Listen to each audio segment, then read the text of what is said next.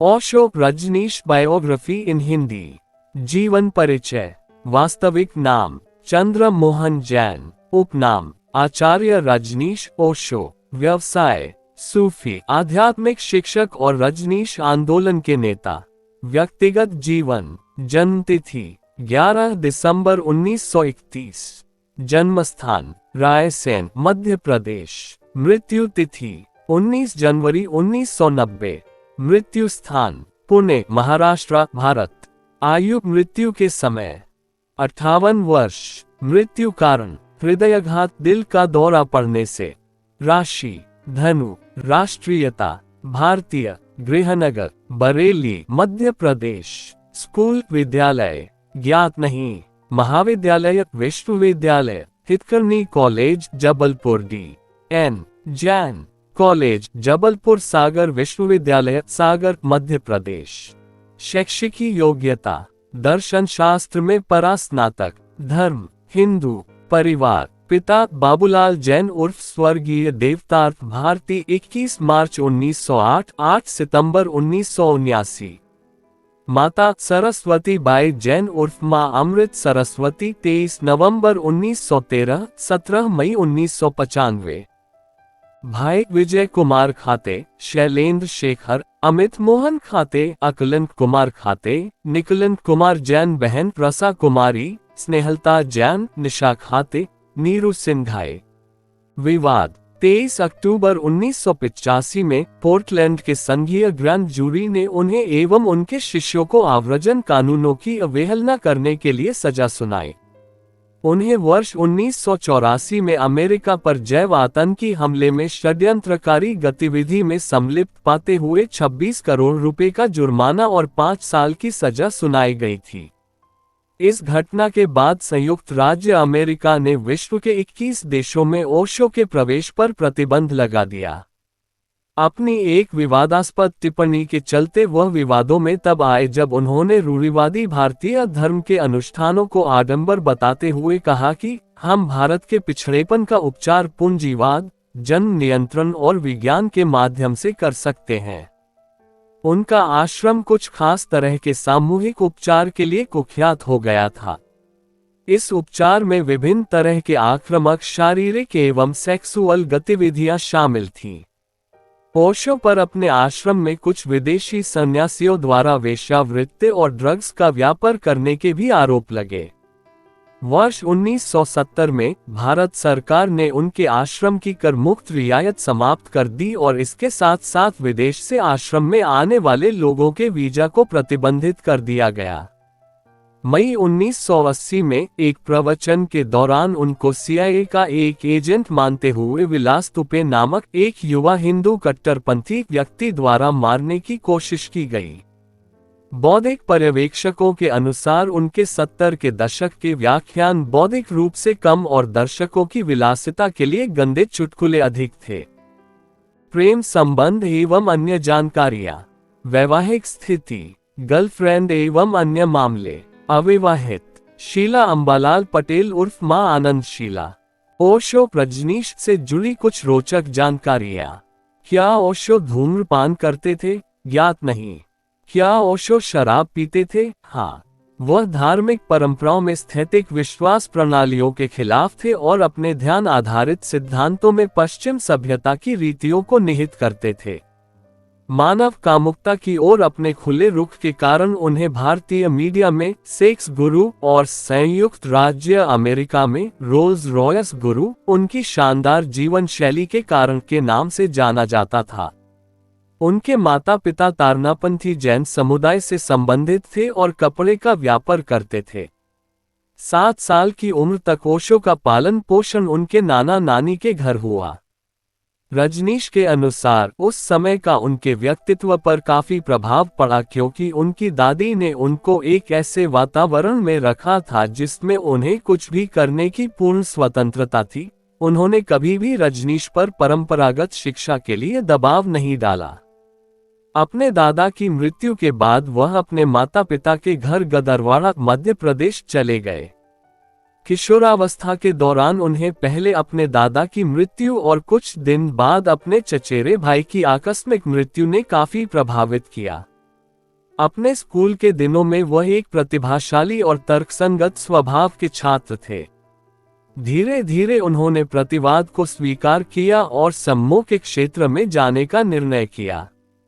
वह Indian national army और राष्ट्रीय स्वयंसेवक संघ नामक भारतीय राष्ट्रवादी संगठनों से जुड़े हुए थे, लेकिन बहुत जल्द उन्होंने उन संगठनों को छोड़ दिया।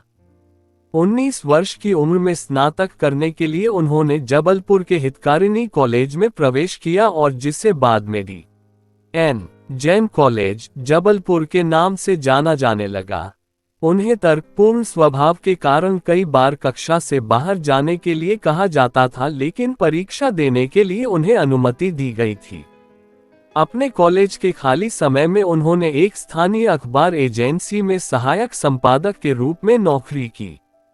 वर्ष 1951 से 1968 तक उन्होंने जबलपुर में तारणपंथी जैन समुदाय द्वारा आयोजित हर साल सर्वधर्म सम्मेलन सभी धर्मों की बैठकें में चर्चा की। उन्होंने अपनी शादी के संबंध में अपने माता पिता के फैसले का विरोध किया। रजनीश के अनुसार 21 मार्च 1953 में उन्हें जबलपुर के भंवरथल बाग में एक पेड़ के नीचे ज्ञान की अनुभूति हुई थी। वर्ष 1957 में उन्होंने सागर विश्वविद्यालय से दर्शन शास्त्र में परास्नातक करने के बाद संस्कृत कॉलेज रायपुर में एक शिक्षक का कार्य किया। रायपुर कॉलेज के कुलपति ने रजनीश को अपने कॉलेज के छात्रों के नैतिक चरित्र के लिए खतरा मानते हुए किसी अन्य कॉलेज में स्थानांतरण करने के लिए विचार विमर्श किया। वर्ष 1958 में उन्होंने जबलपुर विश्वविद्यालय में एक लेक्चरर व्याख्याता के रूप में पढ़ाया, जिसके चलते वर्ष 1960 में उन्हें एक प्रोफेसर के पद पर पदोन्नत किया। 1960 के दशक के दौरान उन्होंने पूरे भारत का एक सार्वजनिक वक्ता के रूप में भ्रमण किया। वह महात्मा गांधी, समाजवाद और हिंदू पाखंड के कट्टर आलोचक थे। वर्ष 1962 में उन्होंने अपने ध्यान शिविर जीवन जागृति केंद्र ध्यान केंद्र को शुरू किया, जो आगे चलकर जीवन जागृति आंदोलन में विस्तारित हो गया। वर्ष 1966 में एक दौरे के दौरान विवादास्पद भाषण के कारण उन्हें शिक्षण पद से इस्तीफा देना पड़ा। वर्ष 1969 में द्वितीय विश्व हिंदू सम्मेलन के दौरान उन्होंने कहा कि एक सच्चे धर्म को जीवन का आनंद लेने के तरीकों को सिखाना चाहिए और पुजारियों की कड़ी आलोचना करते हुए उन्हें मतलबी बताया। वर्ष 1970 में उन्होंने धार्मिक प्रवचनों के माध्यम से अपने मिशन का विस्तार किया और धार्मिक परंपराओं और रहस्यवाद में एक नई अंतर्दृष्टि प्रदान की। दिसंबर 1970 में वो मुंबई के वुडलैंड अपार्टमेंट्स में स्थानांतरित हो गए, जिसे वह बिना किसी यात्रा व्याख्यान देने के लिए प्रयोग करते थे। वर्ष 1971 में उन्हें भगवान श्री रजनीश नाम दिया गया। वर्ष 1975 में मानव क्षमता आंदोलन के कई चिकित्सक समूहों ने उनके इस आंदोलन को अपनाया, जिसके चलते उन्होंने अपने आश्रम के लिए अधिक मात्रा काफी धन एकत्रित किया। वर्ष 1981 में उन्होंने अपने आश्रम रजनीशपुरम को पुनः निर्मित करने के लिए वास्को काउंटी, ओरेगन में स्थानांतरित किया, परंतु कुछ कानूनी विवादों के कारण वह कार्य नहीं हो सका। 10 अप्रैल 1981 को उन्होंने 3.5 साल के लिए आत्ममौन में प्रवेश किया। उस अवधि के दौरान वह अपने सत्संग भवन में चुपचाप आध्यात्मिक क्रिया के दौरान धार्मिक संगीत को सुनते और खलील जिब्रान, द पैगंबर ईशा उपनिषद जैसी अन्य धार्मिक पुस्तकों को पढ़ते थे। 1 जून 1981 को वह संयुक्त राज्य अमेरिका गए और मॉन्टेक्लेयर के किप कैसल में रिट्रीट सेंटर में रहे। 1981 के दौरान उनकी स्पाइनल डिस्क हर्निएशन की समस्या का इलाज विशेषज्ञ चिकित्सकों द्वारा सेंट थॉमस अस्पताल लंदन में किया गया। 30 अक्टूबर 1984 को उन्होंने सार्वजनिक मौन शपथ को तोड़ने का फैसला किया, जिसके चलते जुलाई 1985 में उन्होंने पुनः सार्वजनिक व्याख्यान करना शुरू कर दिया। रजनीश द्वारा वास्तविक आध्यात्मिक मूल्य भौतिक गरीबी नहीं हो सकती है। इस तथ्य को साबित करने के लिए उन्होंने बेहतरीन कपड़ों के साथ हाथों से बनी घड़ियों को पहनना शुरू किया और यही नहीं, ओरेगन में हर रोज अलग अलग रोल्स रॉयस कारों को चलाते थे। अधिक जनसंख्या को रोकने के लिए उन्होंने दुनिया भर में गर्भनिरोधक और गर्भपात के वैधीकरण की वकालत की। उनके अनुसार एक बच्चे का होना या नहीं होने का निर्णय राजनीतिक के बजाय एक चिकित्सा विषय होना चाहिए। सितंबर 1985 में उन्होंने एक प्रेस सम्मेलन को आयोजित किया जिसमें उन्होंने शीला, उनके निजी सचिव और उनके साथियों को फांसीवादी का गिरोह कहा था और अमेरिकी अधिकारियों से शीला समूह के अपराधों की जांच करने के लिए कहा था। उन्होंने 30 सितंबर 1985 को एक धार्मिक शिक्षक का खिताब लेने से इनकार कर दिया था क्योंकि उनकी एक पुस्तक राजनीशवाद में राजनीशवाद को धर्म रहित धर्म कहा गया था, जिसके परिणामस्वरूप उनके शिष्यों द्वारा 5000 प्रतियों को जला दिया गया। उन्होंने मिस्टिक रोज नामक एक नई ध्यान चिकित्सा पद्धति का आविष्कार किया जिसमें एक व्यक्ति को एक हफ्ते के लिए दैनिक 3 घंटे तक हंसना पड़ता था, फिर एक सप्ताह में दैनिक 3 घंटे रोना पड़ता था और आखिरी सप्ताह में दैनिक 3 घंटे मौन रहना पड़ता था।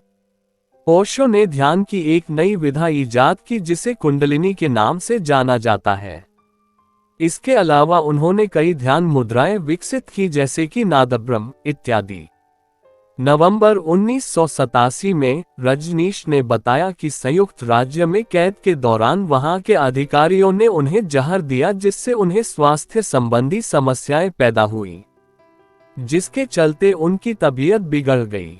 वर्ष 1988 से उन्होंने ज़ेन महायान बौद्ध धर्म का एक स्कूल पर ध्यान केंद्रित करना शुरू किया।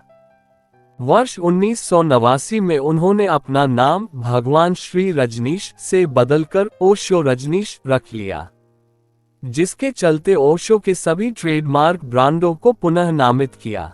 अप्रैल 1989 में उन्होंने अपना अंतिम भाषण दिया और बाद में मौन रहकर प्रवचन देना शुरू किया। 19 जनवरी 1990 को उनका पुण्य आश्रम में दिल का दौरा पड़ने से निधन हो गया, जिसके चलते उनकी अस्थियों को पुण्य आश्रम के लाओ ताजू हाउस में रखा गया था। उन्होंने मानवीय अस्तित्व के सभी पहलुओं पर 650 से अधिक पुस्तकें लिखीं, जो उनके टेप वाले प्रवचनों पर आधारित हैं, जो 60 से अधिक विभिन्न भाषाओं में उपलब्ध है। उनकी अधिकतर रचनाएं भारत की राष्ट्रीय संसद लाइब्रेरी नई दिल्ली में रखी गई हैं। उनकी मृत्यु के बाद उनके व्यक्तित्व के बारे में लोगों के विचारों में काफी बदलाव हुए। जनवरी 2008 में उनके आश्रमों की संख्या बढ़कर 60 हो गई थी, जिसमें लगभग 45,000 शिष्य थे। पूर्व भारतीय प्रधानमंत्री मनमोहन सिंह और प्रमुख भारतीय लेखक खुशवंत सिंह ने भी उनके व्यक्तित्व की सराहना की। IBM और BMW जैसी प्रसिद्ध कॉर्पोरेट कंपनियों के ग्राहकों के लिए ओशो इंटरनेशनल फाउंडेशन OIF द्वारा नियमित रूप से तनाव प्रबंधन सेमिनार का आयोजन किया जाता है। पुणे स्थित ओशो इंटरनेशनल मेडिटेशन रिजॉर्ट में प्रवेश पाने के लिए HIV टेस्ट अनिवार्य है। जो लोग इस परीक्षा में असफल हो जाते हैं उन्हें आश्रम में प्रवेश नहीं दिया जाता है। ओशो के जीवन पर कई वृत्तचित्र फिल्में बनाई गई हैं, जैसे कि समकालीन Guru Rajneesh David M. Knapp, the God that failed, Christopher Hitchens, Rajneesh आध्यात्मिक आतंकवादी, सिंथिया कॉनॉप इत्यादि। रजनीश की जिंदगी पर आधारित सबसे प्रसिद्ध जीवनी फिल्म द रिबेलियस फ्लावर त्रिकुन हुड्डा द्वारा निर्देशित और जगदीश भारती द्वारा निर्मित 2016 में राजकुमार शाह द्वारा निर्मित उनकी यादों और परिचित व्यक्तियों द्वारा प्रदान की गई जानकारी पर आधारित फिल्में हैं।